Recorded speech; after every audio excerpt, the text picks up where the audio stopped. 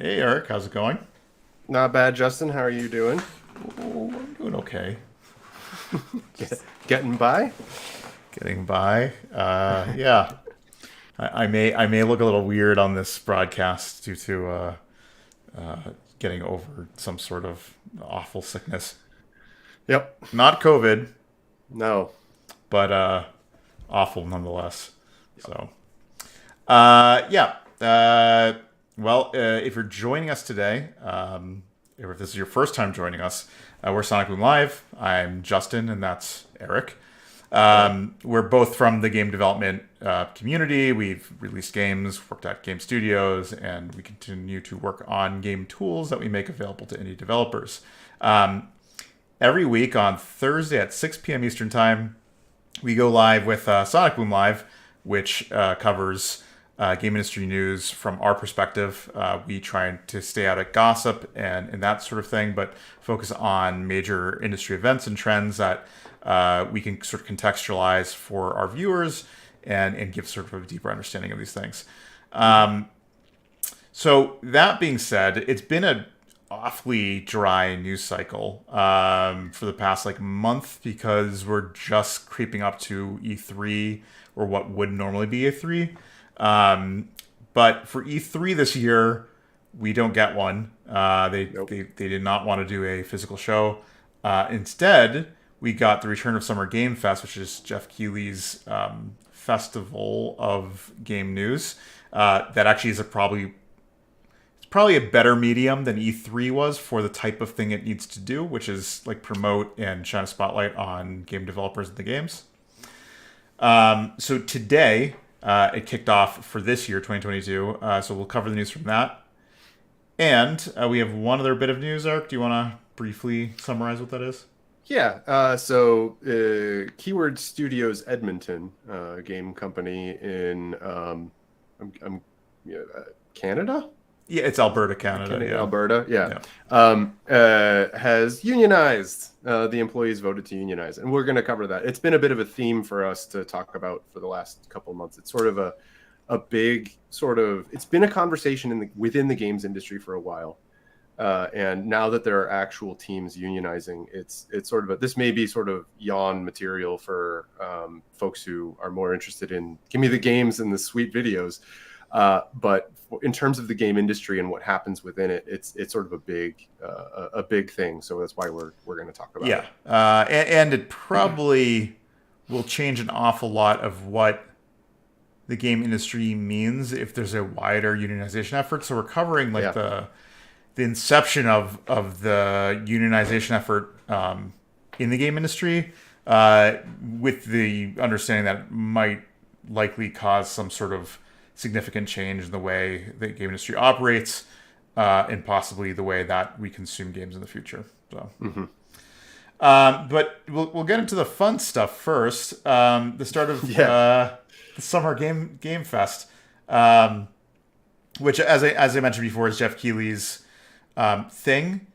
Jeff Keighley's kind of been a lion in the game industry for a while. He obviously started a long time ago. At what's it called? Not Tech TV. It was Tech TV's change to game. It wasn't G. No, G4 TV. Yeah, he was like the lead anchor for G4 TV for a while. G4 was what Tech TV turned into or merged. Yeah. Oh, yeah, I think they merged something like that. It became G4 Tech. Yeah. Yep. Exactly. So that the whole thing folded a while ago, and he kind of took the platform online. It is still running the Game Awards that happens in like December, January timeframe, and he started the Summer Games Fest a couple of years ago to sort of supplement what we were seeing from the E3 coverage, but giving a lot of indie games, especially, time to sit down on this like platform which was going to be live streamed and allow the developers to talk more in depth about the games they just announced and to show actual gameplay. So for a lot of us, it was a good way to actually see a lot of these games that we just saw a trailer for actually running to give us a better idea of what we could expect from the game. And he's continuing to do that this year. But I think what's kind of new is the Summer Games Fest. What is what we're going to cover today is basically what like the E3 keynotes would have covered normally. Instead, we got this like sort of similar to the Game Awards. We got this like Yeah. 1 hour long like montage of game trailers and game announcements to Yeah. start the whole thing off. Yeah. Um, I actually like this format better than the Game Awards. Game Awards are ostensibly about awards for the games industry, but honestly, it was more of a platform for trailer delivery. yeah, trailer and marketing, which is a little weird because it kind Right of before feels the holidays. it feels a bit disingenuous in that way. Oh, very much so. Yeah, because you're like, here are a bunch of game trailers to look forward to, like the following year. But And they'll frequently say like, here are the nominees. Like very very quick. They're like, okay, next up we're gonna have the award for blah, and they'll be like, here are the nominees. It's a list on the screen, and then there's 5 seconds later they say, and the winner is this. And there's no award. There's no. Yeah. We want to thank the industry or whatever. It just goes to another trailer. You're like, okay. Yeah, no, I mean it's Okay. it's no longer really focused on the actual award of some sort of achievement in the game industry, which the game industry does deserve that, and there are a couple award shows that handle it. Yeah. But yeah, it's weirdly masked. I will say this though, before this whole Summer Games Fest kicked off, Keighley was like, "Hey, just to set expectations, we will have game announcements. And there will be that sort of thing, but it's mostly going to be focusing on gameplay of games that we already know about. So temper your expectations." The announcements he made a point of is like, oh, that's like the Game Awards. That's for the Game Awards.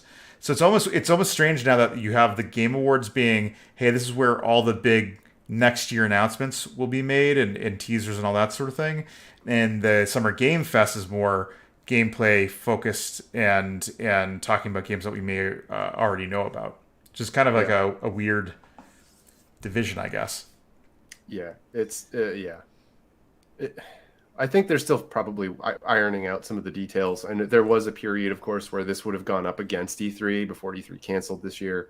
So it's probably sort of identifying what niche to target and how to speak with publishers and development studios to figure out what is the right, vehicle for the or to provide a vehicle for the right type of marketing that all these studios and publishers want to partake in.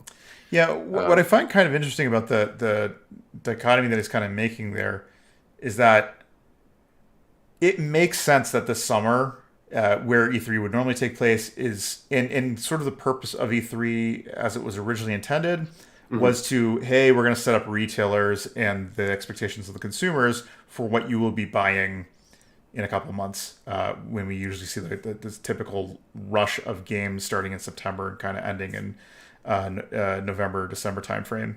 But that's like slowly morphed as like the platform where PlayStation's, Xbox and Nintendo would be like, here's our long-term outlook for 3 years of video gaming that you can kind of why you'd invest in our console. And now or that 5 or 7 years, as in the case with Nintendo. Yeah, right. Frequently it would announce something and then it would take a decade much to come longer out. to come out. Yeah, they're like, here's Zelda. You're not going to see it for like 4 years, 5 years. Yeah, good luck. You'll see it later. Yeah, but I mean, they did use the platforms to go like, yeah, this is the outlook in the console. And this is why you should invest in it. Since E3's dropped out, since COVID, and since Sony and Nintendo kind of backing out of E3 before E3 was canceled this year, it really is making you think like, how exactly is the news cycle supposed to adjust to this? Like it clearly is a transition year. Unclear what E3 is going to be next year and what Summer Game Fest will be next year. Right. But there is a more logical break saying like, hey, towards the end of the year, once these games are releasing in October, November, that makes more sense to have Sony start doing like, here's an outlook for our console and then a year forward and possibly 2 more years as to why you'd be investing in our hardware. And the Summer Game Fest, the E3 usual time slot should really actually be focused on the games that we can expect in like 3-4 months. Yeah. I wonder if there are numbers as well. I mean, so the 3 to 4 month lead time on the announcements somewhat makes sense for the very large AAA titles, like where And ones that can be shown to have actual gameplay too. yeah, that's fair. That's fair. I mean, I'm curious if there isn't, for smaller games in particular, if it doesn't make sense to sort of hold back until you're closer to release, because otherwise people will forget. Like your marketing dollars will, people may remember back 3 to 6 months for small, particularly indie games, where it's like, oh yeah, did I see that something about that game? Yeah. I don't remember, because the reason that I'm saying this is that bigger publishers, bigger AAA studios with bigger budgets and for their games will have presumably more money to keep running. Once you've turned on the marketing engine, it takes money to keep it running. You have to feed it fuel. Yeah. And that fuel takes money. And for small indie studios, unless you're represented by someone like Devolver Digital and a very small percentage of, or Annapurna, a very small percentage of titles get that type of representation. It's very hard to keep that type of engine going. It's why you see a lot of early access games come out. They'll make an announcement, and then 2 weeks later, they're in early access. Right. And it's sort of, I wonder if there isn't going to be kind of at some point, a sort of a regular cycle of, every 3 months or something like that, some sort of mini presentation with smaller games, and the big ones, there'll be like big ones every 6 months. I think what you, to like sort of talk to this point, what it may do is, even if you're a small indie game, the probably barrier of entry to get such a wide audience for Summer Games Fest, and I think Keeley is also like aware that it's tough for indie games and is willing to put up games and give attention to games that he thinks are great, that deserve it. Callisto Protocol is one of these, like, right, they're a fairly small studio. They may have some pretty good backing at this point, but Keeley has intentionally put a spotlight on it, and it has helped elevate that title probably beyond where it might have been, it had fallen if it just relied on some marketing dollars. But the other thing they get out of being here, regardless of whether or not they have marketing dollars that extend into their launch period, is they can probably get a really good idea as to how they have to calibrate their marketing based off of the reception at something like this. Like, does their game rise above what else is being shown? Like, what kind of views is it getting? And do they need to like rethink about whether or not they're going to relaunch in the time window that they might have already set, or push it out to not compete with a game that is getting more attention, that sort of thing? Yeah, that's a fair point. Especially given that, first of all, like there's two questions here. One is, what is Callisto Protocol, for those who may not be familiar? And second, why might this be particularly valuable for them at this Summer Games Festival? Like being able to see how they land compared to others. This is a note that I made. Is that watching the Summer Game Fest, like their thing that, like, I think was at 11 a.m. Eastern time. No, it was Pacific. It was 2 p.m. Eastern. Yeah, 2 p.m. Eastern. Yeah, watching that, it's like the one thing I noticed is like there's a lot of survival horror or survival games being shown off. Oddly, this year more than I think I felt that I've seen in any other year before it. Did you get the same sort of feeling? A little bit. There's definitely an emphasis on dark and violent happening. We do have the situation where we have survival horror and everything in between, for sure. Yeah. Then there are also titles that are very Doom-like, where it's just lots of carnage. Like, I guess it's a carnage type game. That's how I'll put it. Yeah. It's not survival. It's not horror. It's intentionally like evil looking. But it's more about making big evil baddies explode, right? That's the carnage aspect. Right. So, that to me is sort of where this is. The fun part is that Callisto Protocol is sort of all of that, right? It is a survival horror game where there's lots of an emphasis on explodey zombie style enemy bits. It is, for those who haven't heard about it, effectively a younger sibling to the Dead Space franchise. Apparently, it is developed by a studio that is built up of ex-Dead Space developers, Vicarious Visions, I believe it was. Not Vicarious. Visceral. Thank you. Yes, thank you. Visceral, not Vicarious. Visceral Games, ex-employees presumably, make up a big portion of the team, and have apparently been working on the title for quite a while now. Yeah, and I think So they had officially like announced the game. I think at last year's. Summerfest, Game No, Summerfest. well, Right? it's either Summerfest or it was the Game Awards where Yeah, it they might showed be, the yeah. trailer for it. And yeah, this is the first time I think. Gameplay's been shown. Yeah, in length. They Yeah. last week we had talked about Sony's State of Play, Presser. which showed it off there as well. Yep. But yeah, after they had shown basically the same trailer they showed for at the Sony State of Play, they then showed a longer gameplay footage, which I was actually really impressed with. How about do you have any thoughts on that? It was interesting. There were definitely parts where, I mean, I'd be curious to see how they hold up with the player who's not trying to walk you through moments, Yeah. and aspects. I was trying to sort of keyed in on the music, which it's early still. The game's in the demo state, but it was still fascinating to see. One of the things that the horror type games really try to emphasize is that sort of horror musical sense where they have the stinger, the really loud stingers that happen and coincide with scary moments. And there was a lot of that, and it was coming off pretty well. Overall, it looked enticing. It sort of it gave off the Dead Space vibes, which I'm a fan of Dead Space, so like it's sort of speaking my language. Yeah. Yeah. It seems like the premise, and I could be wrong about this. Is like it's a space prison, It looked like it. Yeah. right? Like it looks like a space prison that has been infected with some sort of I don't know virus, But or the like T virus. yeah, Got the T virus. alien thing that's causing the denizens on this space colony thing to turn into mutant things. Yeah. The thing I was actually really impressed about, and I'd actually implore people who are watching this and yourself as well, look at the tech for the dismemberment. Oh yeah. I'm actually I've been following the Dead Space remake stuff, and I'm actually more impressed with what Callisto Protocol is showing than what EA is showing with the same thing, because they were showing stuff where limbs are getting blown off, but after the limbs blow off, you see stuff dangling, and you can see it's gone limp.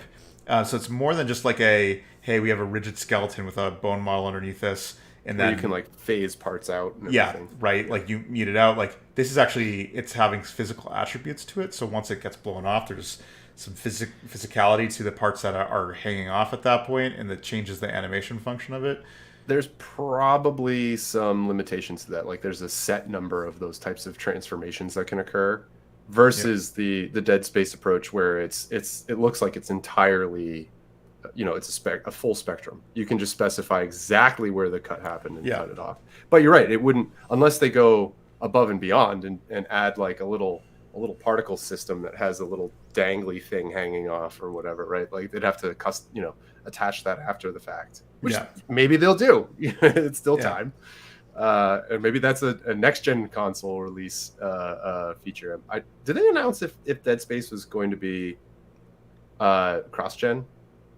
They specifically said it was going to be next gen only, but I would be really curious to see if EA will fall through with that, given that if they feel comfortable releasing a game like that. I guess it depends on the budget of the game. If the budget of that game is relatively low, then they may be content doing that. But if it's like a $150 million game, they probably push for cross gen. Yeah, to have more opportunity to recoup the costs. Yeah. So getting back to that point that you made before about this being an opportunity for people to evaluate what type of marketing they need to apply for the game to make it successful. What we're seeing is a lot of this survival horror games. If you just skip around in the trailer, you might be I would forgive you for landing on a random trailer and thinking, oh, this is the Callisto Protocol trailer. I'm watching it now and realize, no, you're watching a different Carnage style game.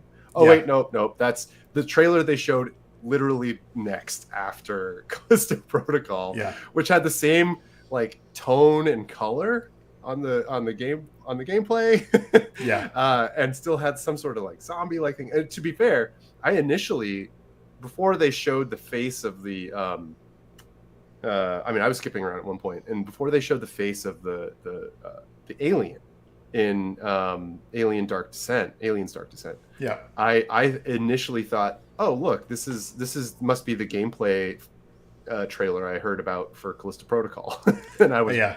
totally wrong. It was just a trailer for Aliens Dark Descent. So yeah, the amount of like Dead Space like games is a little startling. I mean, we've been harping on how much we want another Dead Space, but I guess people listened.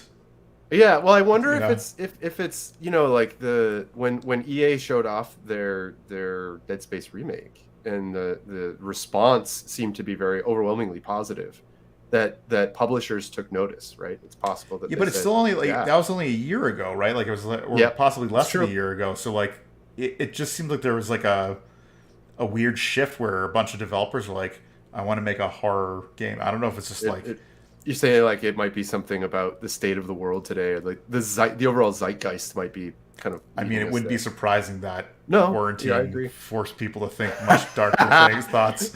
That's very true. Yeah, survival horror. Like, yeah.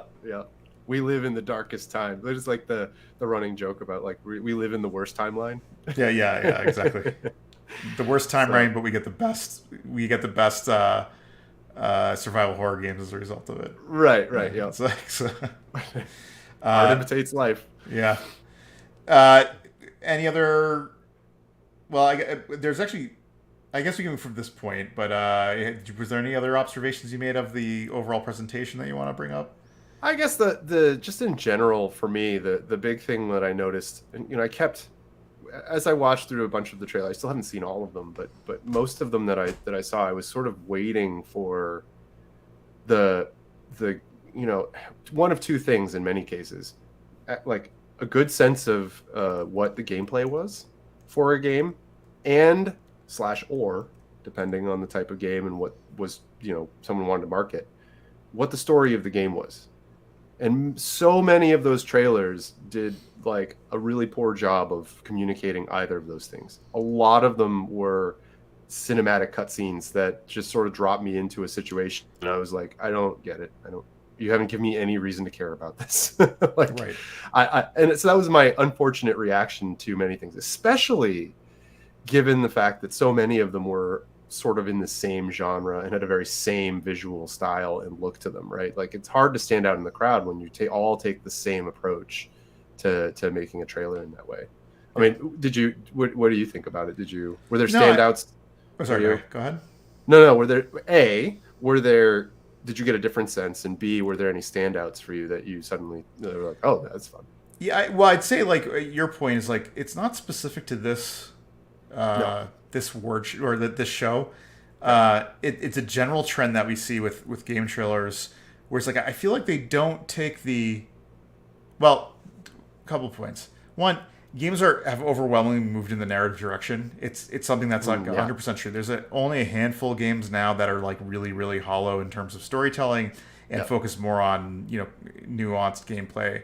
I think the only company that still kind of drives in that way is Nintendo as like a whole.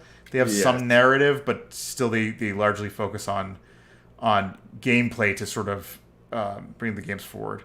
The games that have like a narrative sense to it, they set the setting, everything else.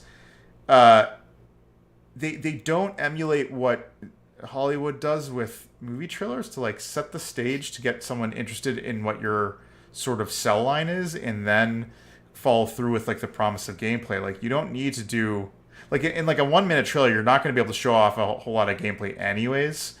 But you can probably use gameplay in the same way action scenes are spliced into a movie trailer to give the idea of like, okay, this is sort of the pacing of the game or / movie in the case of movies. Games don't really do this. Like there's like a weird mix of having dialogue that makes no sense. This is something we talked about with the Final Fantasy trailer, where it's just like, oh god, all the dialogue is just kind of like glued together, and you listen to it, you're like, this means nothing. Absolutely nothing. Or just having like a trailer where it's just like gameplay, but not like I'm going to show you 3 minutes of unedited gameplay. It's like I'm going to show you like a minute and a half of just like a bunch of spliced together gameplay, and you look at it, you're like, well, it looks cool, but Yeah. what am Here, I actually going to get? here are random flashy attacks, and you're Yeah. like, but what does the game loop look like? If you show me that, like, that's what I want to play. I want to play the game loop. I don't want to see all the random animations that you put together and particle effects. I feel like Japanese games, particularly, or possibly extend that to Asian and Asian inspired games, a lot of the case, have that sort of approach. There's like this classic like little human up against a giant monster or mech, or some robot that's much larger than them. They have a huge sword, and the camera's tilted slightly, and the cut is they'll cut into that scene. The hero rushes in, does a big attack with a swipe kind of animation and particle effect that follows the blade, and then it cuts to the next scene that's almost identical. Yeah. Which is like, how many times in how many different series and how many different trailers do we have to see the exact same concept? Right. I don't care. Like, unless it's the people. crux of your game, like, I kind of feel like Devil May Cry is like that. Sword slasher. Like, yeah. Right. That's fair. Yeah. Devil May Cry is literally, that is your game loop, is attack as many times you can, lift the enemy up in the air, maybe get them on the ground. Once you've knocked them in the air, shoot them a bunch of times. Like, cool. Yeah. So I'm just reading a comment from our friend Lost Chocolate Lab. Y'all lied with Summerfest as a showcase for, but so far, all that has been mentioned seems like AAA. What even is an indie? It's fair. You meant showcase for indies. I don't know if Summerfest is actually a showcase for indies per se. It seems like a mixed bag. I think you mentioned that Keeley likes to highlight, occasional indies. Yeah. It's certainly not the indie show, but there are some titles that get thrown.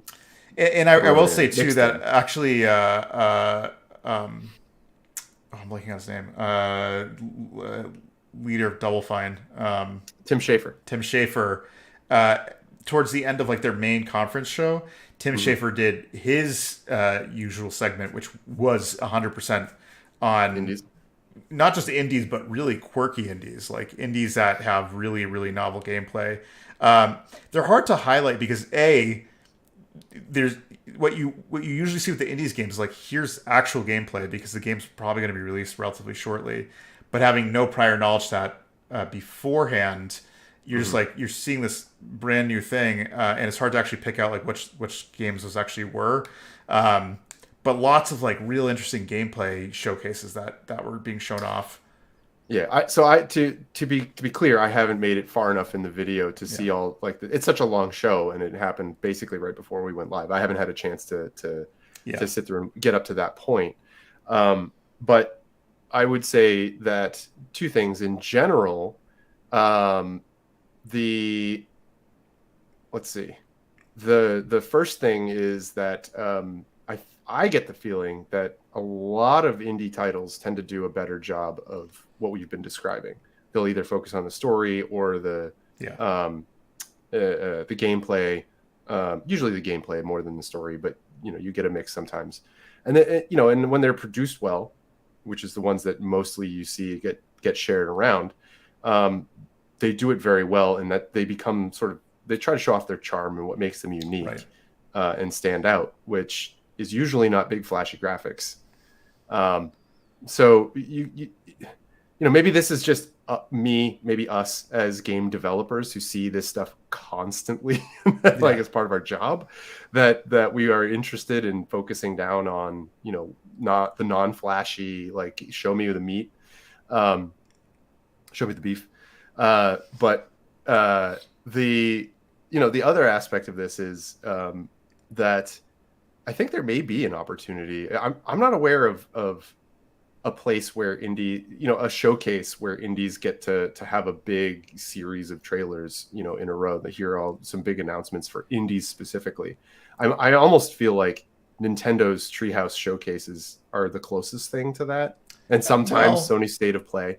I'll say to that, there was Day of the Devs, which is what Tim Schafer was doing. That's right. Which is highlight specifically on that. I'll also say that the Summer Games Fest, Hmm. the longer part of it, which is like beyond their like keynote, I guess. I don't know if you really want to call it a keynote, but like their initial presentation, Yeah. they do this thing where with an ongoing stream, they will show more. They'll have devs come up, a lot of indie devs that have some promising looking games coming out, sit and do gameplay walkthroughs with that sort of thing.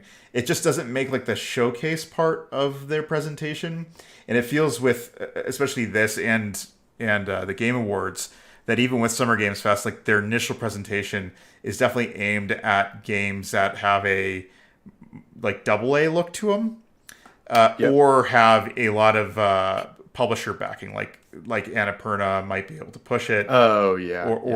or Devolver, which are kind of publishers of indie titles, but again, like there's some sort of filtering mechanism opposed to the wider indie space, where I think Day of the Devs is Schafer kind of picking the games that I think Tim Schafer and Double Fine and whoever else makes up the selection party behind Day of the Devs uh, are looking at things like novel gameplay, which I think is something that they're really interested in. Is Yeah. like, how do we sort of change these sort of kind of like we're pointing out is like all these survival horror games. Like, how do we break from that and show off really interesting gameplay? And that's what the Day of the Devs thing was. Yeah. Were there any titles that were like, so two titles that have stuck out in my mind as indies in recent memory have been Loop Hero, and there's another one that I don't remember the title of, but you mix potions in the game. And you explore this kind of 2D space of you're a, I don't know, an apothecarist or something like that, Yeah, sure. where you have a bunch of people that come into your shop and they tell you about their problem, and then you mix them together a potion and then hand it to them, and you over time you get different ingredients that you mix together and explore this sort of like big map of what different capabilities there are, and you discover different recipes that go into a recipe book, so you Yeah. get better and better and create more and more interesting and powerful potions that you hand to these people. um, it's all very 2D, and it's all very much exploring sort of this UI that is great. So I'm not sure how you would sort of present that in terms of a trailer. I'm sure that they've already done it, and there is one that I've just not seen. Yeah. Otherwise, I know about this game because I watched some Let's Plays. The other thing, same thing with Loop Hero, in fact, where it's a very short game. It's a game where you're a hero that literally just runs around a loop, and attacks and has to fight enemies that it encounters, and you get to make choices about what you armor you keep and whatnot as you go, and you get to an encampment and you can sort of adjust the loop as you go. But it all takes place in like one screen that happens. So like these are my point with these two titles, is that they're not something that you could just go into and say like, look at all the animations and all this crazy action for a trailer. It has to be something a little bit more story filled, or gameplay focused. And I don't know, I guess part of the challenge here is, how do you market that to a wide audience? Maybe this type of thing just isn't a good fit for a Summer Games Fest show where people are spamming with like GTA 6 inside of inside of the live chat. And it also highlights kind of the value of publishers. And I don't Yeah. want to put all this weight on publishers of being like the savior for indie titles, but Right. there is something to be said about having like a good marketing team, seeing a concept and going like, how's best to handle like something like this. Anna Yeah. Perner's done a great job taking a game about a cat and making it seem appealing by being able to sew in enough narrative. Whereas like In their talks. and it's not to say that like they're the independent team might not be able to come up with a trailer that works, but Yeah. it's like Anna Perner, which also produces movies as well, Mm-hmm. clearly takes this narrative approach to marketing that game, and it works. It's generated hype around a game that may have sort of sunk to the background. And the same thing with Devolver. As actually, what's going on right now at like 6 p.m. Eastern, Devolver started their show. Exactly. Yeah. They have a certain type of game, but they have an off the wall marketing event that does highlight their games, and I love their events. They're so fun. Yeah, no, they're nuts. They What did are. they have as like some loot box bit like NFT thing or whatever one year? It was just totally like a joke. I They're mean, totally sarcastic. they are. The whole thing is it's almost like an Eric Andre show where it's like, Yes. yeah, Yes. it's like you're like, what am I watching? And Yep. but it works. It tends to generate the memory around what would Yeah. normally be an indie title that is being published by someone with a bit more funds to do it. Yep. Um, uh, yeah, it's like description, right? Like that's a game that we've talked about a bit, but it's a game that like a super hard concept to try to like show in trailer. Inscription? Inscription, sorry, I said Yeah, yeah. description.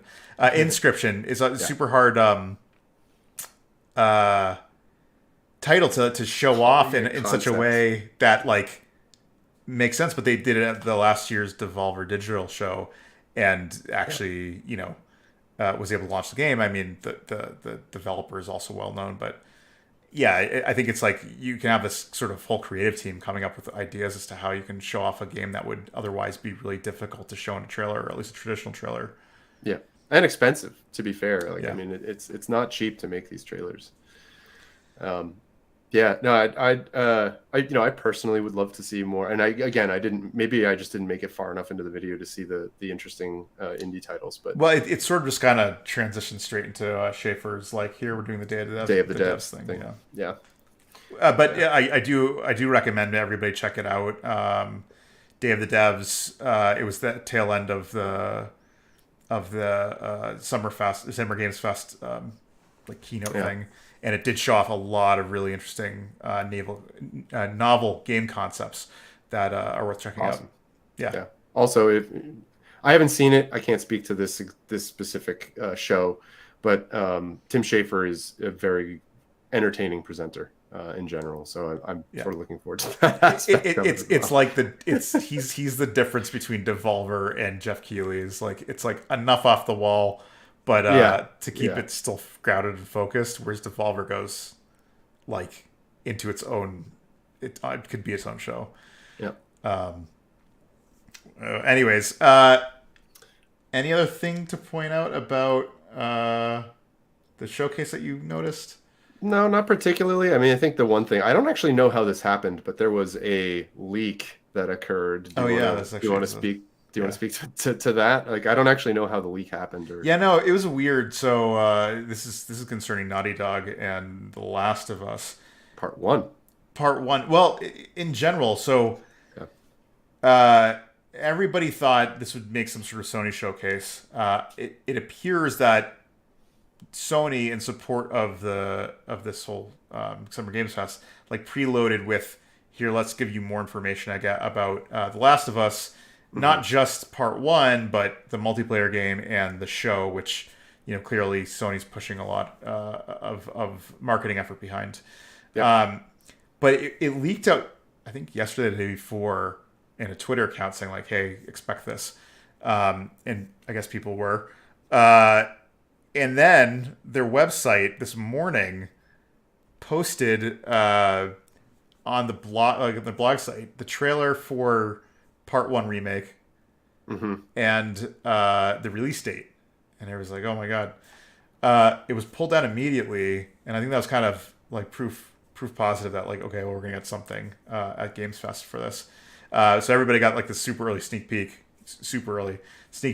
of what Part One remake was going to look like, and then sure enough, in the show, we had I'm blanking on his name, the creative director of Last of Us. I want to say name starts with a D. Last name like Duchamp or something like that. No, but I think he's Spanish. Uh, I can't remember his name. I'm blanking on it. That's bad. I should know this. Oh, Neil Druckmann. Druckmann, yeah. There we go. Yeah, there. I was right. D. It was not Duchamp though. It was Yeah. Anyway, yeah. Go ahead. Neil Druckmann comes on stage. Yeah. He starts talking about. He shows off actually a still from the episode he directed from the Last of Us HBO show, showing cool. both Pedro Pascal and from Game of Thrones, the woman who's playing Ellie. Okay. Uh, my brain's shot today. They show it's actually like a really convincing shot. Like it's them crouched behind like a block, like you would see in the game. But it's like a really convincing photo. You're like, okay, I can see Neil and Ellie, or Neil. I can see Joel and Ellie in this 100%. So yeah, I mean, it looks good. I guess there's more news coming about that. My guess is an actual Sony showcase we'll talk more about the game. Then they showed off a game concept from the multiplayer game. I think it's because everybody knows it exists. They talked about that briefly, basically saying there's going to be more about that in the future as well. Probably going to be a free-to-play multiplayer game, but it's going to be narrative-driven because I guess they're getting the creative team behind it to do a lot of work to make it something more than just like a standard game. I think Sony's putting a lot into it. And then they showed off The Last of Us Part 1 remake video. Just Part 1. Because there's The Last of Us remake, and then The Last of Us Part 1, which is the remake of the remake. Well, there's Last of Us. Uh-huh. There's Last of Us Remastered. That's what I meant. Yeah, remastered. Yeah. Which is... And then there's Last of Us Part 1. Right, which is actually a bottom up rebuild of the game, and I guess it's PS5 only too. It looks like it, yeah. Yep. A game that's been released on all platforms that they're confident enough to release on only the next gen platform. That's a good point. Yeah, I mean, if you really want to play the story, you can play the remastered version on PS4. Yeah, and then if you want to play it on PS3, there's the original. Yeah. You have, yeah. Good things about that. This doesn't show off enough that it's like, okay, it's a remaster.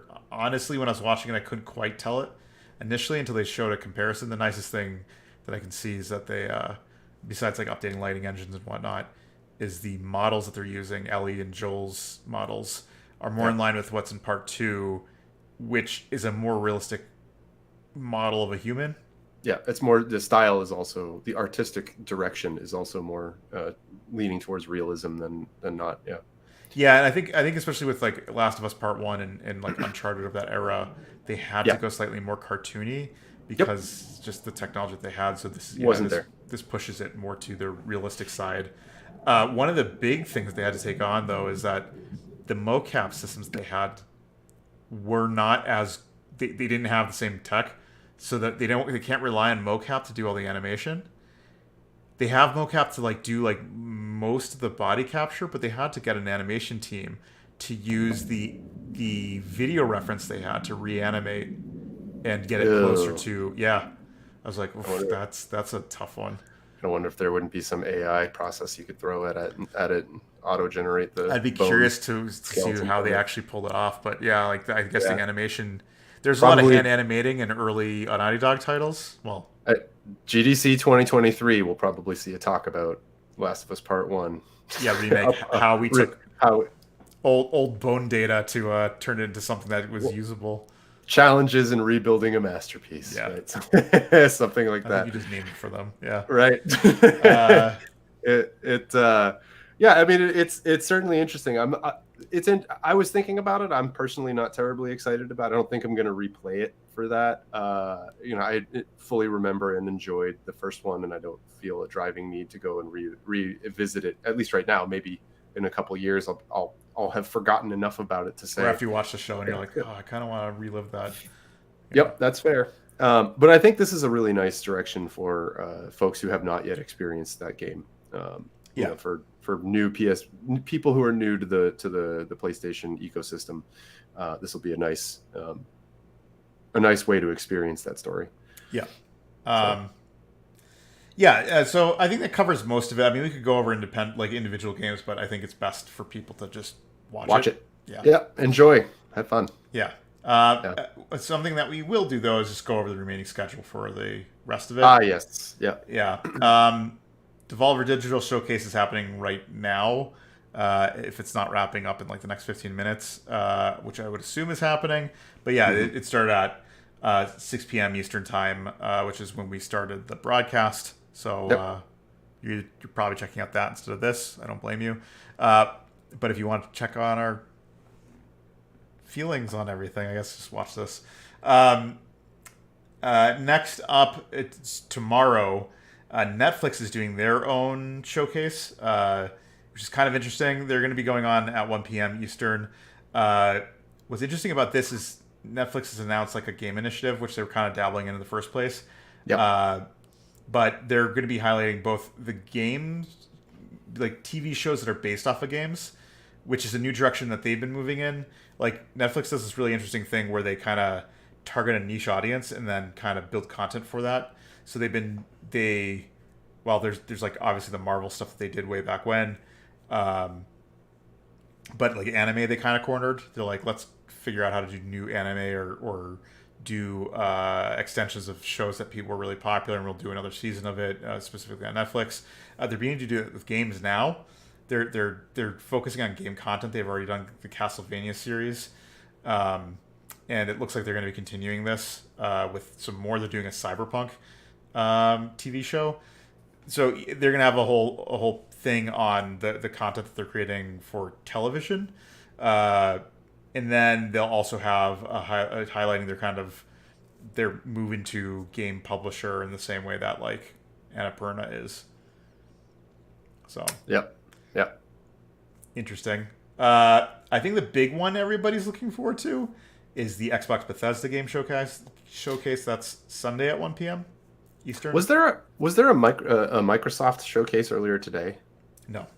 There was some big announcement I've seen tweets that show things like, what was it? It was Xbox gaming on Samsung TV's Sans console, which it's just Game Pass based playing. I believe Microsoft announced last week that they were going to be putting the Xbox console on a thumb drive, right? Not a thumb drive, like a USB That's a funny stick. statement. Yeah. Yeah. But basically, they'd be able to. They've changed their streaming protocols to be able to handle a low grade processor to stream the data in and connects via, Bluetooth your controller to it. So yeah, I mean, I think they'll be doing like some sort of small device. I also wouldn't be surprised that they team up with someone like Samsung for their HDTVs, which actually do have pretty robust processors in them to be able to handle the protocols Xbox needs, so that like out of the box, the Samsung TV will be able to run Game Pass. Yeah. It makes sense, and I imagine that Samsung would just be the start of this. Yeah, at the very least, not the only TV manufacturer that does it. Yeah. Right. Yeah. There's a lot of TVs on their marketing now are like latest generation CPU for the TV, and it's got like how fast and powerful their CPU is like a selling point. I mean, granted that they're looking at launching it on a stick, a thumbstick. My guess is it can run on like a 1 gigahertz processor. Yeah, something like that. Something that you mean the thumbstick? Yeah, like being able to run the Xbox protocols on a thumbstick. That means that like it could probably run what is equivalent to what like a Raspberry Pi could run in a box like that. And if that's the case, then you're talking about like 1 gigahertz, 1.2, 1.5 gigahertz speed on a single core or like a dual core, single core processor that can like run 2 threads or something like that to fit in a thumb drive like that. So I think the hardware requirements to actually run Xbox Game Pass on a TV is probably not that high. Yep. So yeah, but their whole showcase is going to be Xbox or on Sunday at 1 p.m. That will be the Xbox Bethesda. Expect news from Starfield, which was supposed to release this year and got bumped out. So I think we'll probably see an actual gameplay trailer of that, which would be nice. There's a bunch of other games Microsoft has that aren't releasing this year that I'd expect them to show off. So I'm expecting like a much more typical E3 like presentation from them. Yep. After that, we get the PC showcase on the same day, Sunday at 3:30 Eastern. That's something that's always been at E3 as well, where it's just like an hour-long presentation of big PC titles that are going to be launching. Everything from like AAA to a lot of AA, and then some indie stuff there. And then finally, we get a Capcom Showcase on Monday at 6 p.m. Eastern Time. And the only thing that they've really promised there is, it's going to focus on games that have already been announced. We've got a few announcements from the PlayStation Showcase, the State of Play. So they promise that you're going to see RE4 gameplay at that. So that's the end of that topic. Woo. Yep. Marathon 1. Okay, so the last bit of news that we have, do you want to cover this one, Eric? Sure. I mean, I'll get it started, but yeah, we can go into everything in the notes is everything that is pretty much known. It's kind of cut and dry. Yeah. So there's another unionization effort in the games industry, and a successful one at that. The Keyword Studios in Edmonton, which is in Alberta, Canada, have voted. The developers there have voted overwhelmingly. It was like 19 yay. What's that? No, 19 yay, 19 yay. 19 voted to unionize, 3 voted to not unionize, and 5 abstained. So it's not like we're not talking huge companies. Was it 16? Is Ravensoft. Yeah, it's 16-0. Oh, hold on. We had the numbers wrong. No, I just prefaced the whole thing with talking about Ravensoft and recapping. Oh, in the notes. I got it backwards. 16-0. Yeah. Right. I was talking about Ravensoft which is we talked about last week or the week before. 2 weeks ago we had talked about Ravensoft's successful unionization efforts, which was the 19 yay, 3 nay, and 5 abstained, but they were the first union effort that succeeded in the U.S., I think, in the game industry as a whole. Yeah. So they voted apparently unanimously, 16-0, to unionize. The union is named Keywords Edmonton United, and they to explain their role, they traditionally have been doing sort of outsourced QA work. Outsource. I guess it is outsourced. Yeah, it's outsourced QA work with BioWare Edmonton. Yeah. I don't know great details into what went into this effort, or I don't think there's been a statement from BioWare themselves to see. I mean, BioWare has zero control over it anyways, so right. Yeah, what's kind of interesting about this is, so as we had talked about at length with Ravensoft's QA team pushing for unionization, which they successfully formed like 2 or 3 weeks ago as the Game Workers Alliance. They went through almost a full year process and were pretty significantly challenged at that by Activision to try to quell it. By doing a couple things, but the biggest one was them trying to have it be the whole studio who could vote to determine it, not just the QA team. I guess the U.S. oversight on that was like, nah, they can vote. So they cast a vote, and they overwhelmingly supported the move to unionization. So the QA team has been unionized. What's interesting here about the Edmonton team is that when we were reporting on that, they're like, hey, by the way, this team, Keyword, is also looking to unionize in the same period that they took for the U.S. to take a unionization effort, which was about a year, with multiple attempts to try to stymie it by Activision. In Canada, the same group another QA group tries to do it.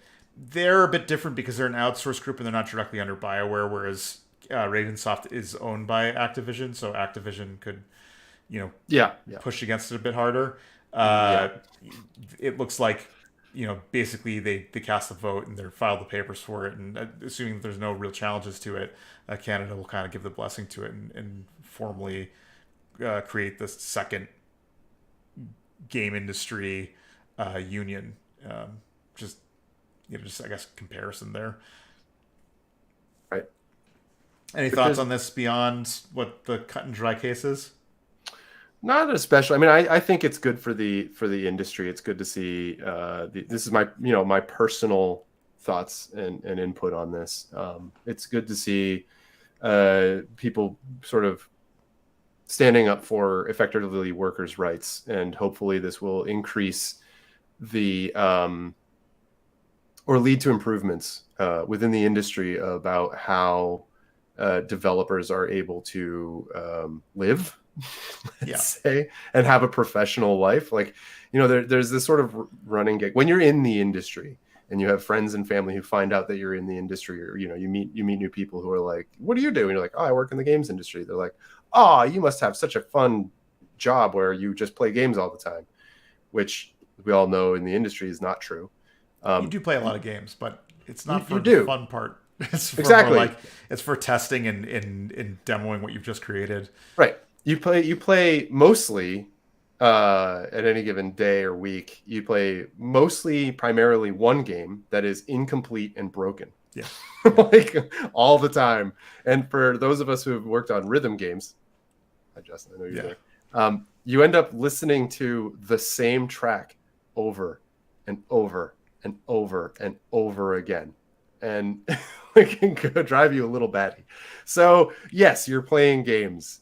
You're building the game. It's actually part of the just software development iteration cycle. Yeah. An anecdote, real quick interjection here. Sure. While working on Rock Band, I had heard Creep from Radiohead so much that I got into the habit of singing it as Kermit the Frog while testing vocal systems on it. Yeah. Because I was just like, I'm so sick of trying to like emulate, I'm blanking on the singer's name. Jim Henson? No, this is singer of Radiohead. Yeah, of course. No, so getting so sick of trying to emulate that I went to just be like, I'm going to sing it as Kermit, much to my coworkers' dismay. Anyways, yeah, no, I mean that it's so you do play games, but it's not really enjoyable in that sense. Yeah. Yeah, it's not the relaxation that you get where you're just like, I'm going to play a game, or even if you're like even streamers fight this too. I mean, it's a different aspect, but streamers themselves literally have to they build themselves a job where they play games for a living, and they actually play them. People who review games and they play them, and if you talk to them enough at the time, you're like, well, what are your thoughts playing this game? And for many people, it sucks the joy out of it, right? Once it becomes a job, it's like, no, that's how I make money. What do you do in your free time? Not play games. Yeah. So there are, situations there, and it becomes difficult for people to recognize the work that you do. The reason I'm bringing this up is because it becomes difficult to communicate when you make fun things, make games that people frequently sort of downplay the amount of effort and work and blood, sweat, and tears that go into creation, that act of creation. And it's, hopefully that this will allow the workers to sort of more strongly stand up for themselves in the industry and kind of make sure that they aren't being taken advantage of by finding, the high turnover of particularly QA departments where you're just seen as sort of expendable, because once you've burnt out, there's a bajillion other people who are welcome to join in it. And sometimes treated as like unskilled, where it's just like, oh, you're just playing the game. Which, I mean, isn't the breadth of QA in the first place? QA has many different skill sets and many different like groups, like between automated and scripted to running specific code. And then there's also like you have sometimes like brute force it, and you're just like, I'm going to put a team of 20 people who can just play the game and start reporting bugs. But a lot of time, it's like the QA team is not necessarily seen as like a skilled labor force and can just be like, yeah, we'll get some guy off the street that likes to play Street Fighter. I mean, you also at the very minimum need to be a good communicator, right? Like you have to be able to write a bug report should be a good communicator. Right. To be a good QA, a person who is professional at QA, and helpful to the team and an actively, reliable part of the team.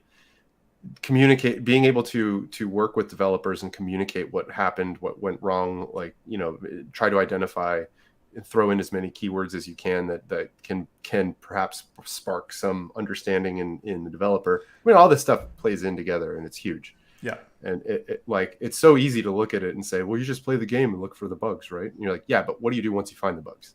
You then have to go back and try to reproduce it. Not just reproduce it, but like if you're a good QA person, isolating the variables to figure out when it happens and why it happens under certain scenarios. Yep. And I will say over and over again, like as much as people go, like I have a difficult job building software. It's just like games are full on simulations. And as difficult as it is to build a system that, whatever is a front end databasing system for, I don't know, financial systems, you're like, but that does not have a physics system that interacts with like 15 other systems, right. And it has to work without causing significant, simulation errors.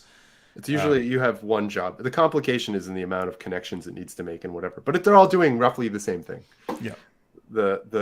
With games, the complexity is like, no, you have to do graphics and audio and physics and scripted logic systems, scripted systems, all of that stuff, and make it work together in a way that doesn't break the illusion. Yeah.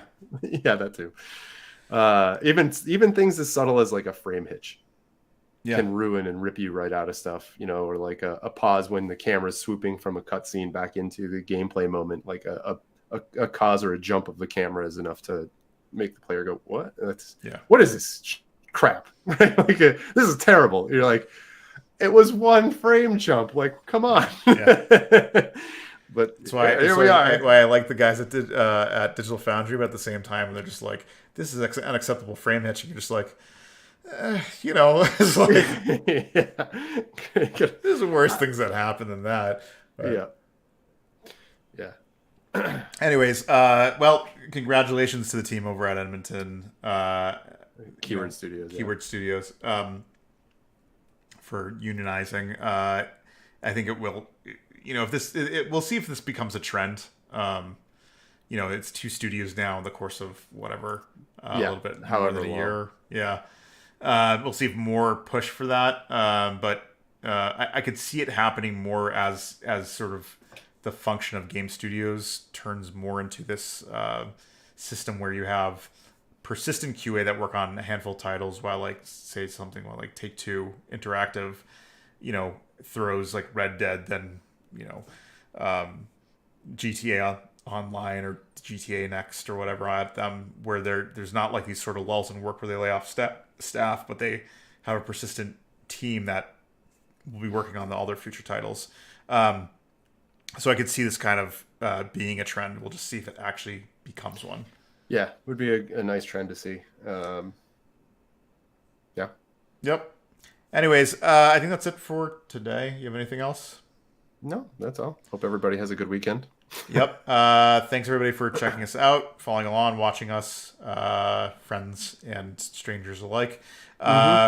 If you do like the content that we produce, please check out the rest of the content we have on YouTube. We always broadcast at 6 p.m. Eastern Time on Thursdays to cover the latest game news. I'm sure next week we'll have plenty of new news to go over. If you do like it, please like and subscribe to our channels, because it does help us out and will help us start getting some more traction with our Rinky-Dink show. There we go. Thanks, everybody. We'll catch you next week. Yeah, looking forward to it. All right.